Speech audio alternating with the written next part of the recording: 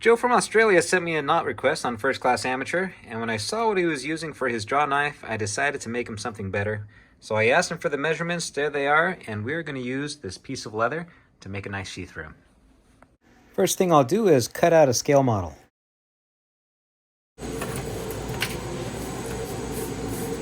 I got it all designed in Fusion 360. Now we're going to bring it over to the laser cutting software and cut it out of paper. Now paper is a lot cheaper than leather, so I like to cut it out first, just in case I have any mistakes. That way I can just sort them out without the expense. These long slots that you see here, those aren't going to cut all the way through when we cut it out of leather. Those are just going to be engraved so that it takes away some of the material and helps it fold along that line. Here it is. In a second we're going to try to fit it with our cardboard model. But here you can see case in point.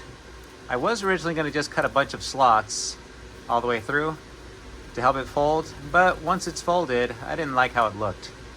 So scrap that design. And then I did it again, and I was going to do a flapping design, but I made this part too long.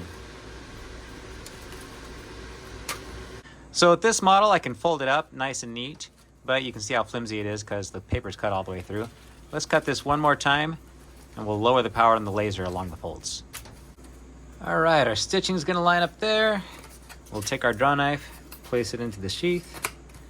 Top's going to fold over, and then the magnet is going to set in there and attach right on the back. Hopefully this works as well as I want it to. Here's my first attempt. I thought maybe I could engrave some of the leather and remove that material to fit the magnet, but it didn't work out so well. Okay, now the relief lines need to be cut on the inside. I'm going to put down a piece of paper, outline the template so that I know exactly where to lay it down. That way the lines are right where I want them to be.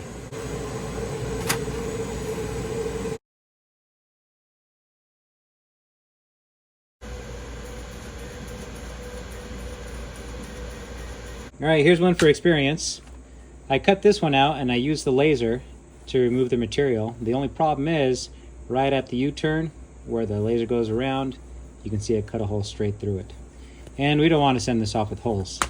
But I did find out if I use this edge beveler, I can take it and just press it down into the leather and it'll remove the material just as well. So that's what I'm going to do. Next time I'm just going to outline it instead of fill, and I'll follow the path.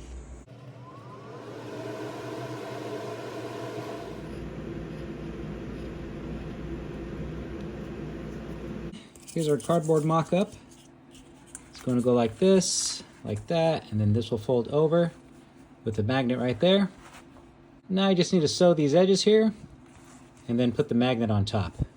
These two magnets are nearly as thick as the leather, and so what I did is I cut a little leather washer out. That's going to go like this right on top, and then I cut Joe some initials, and that's going to be the button right on top.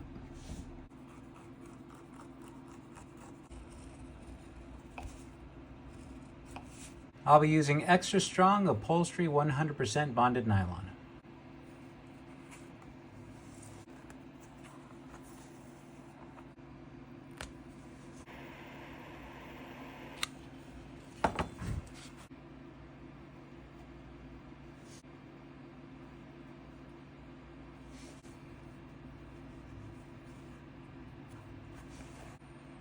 Gum Traganath, a natural gum-based burnishing agent for edge slicking. I don't exactly know which tool you're supposed to use to apply this, but I'm almost certain that it's not supposed to be a stainless steel marlin spike. Now we'll use some of this.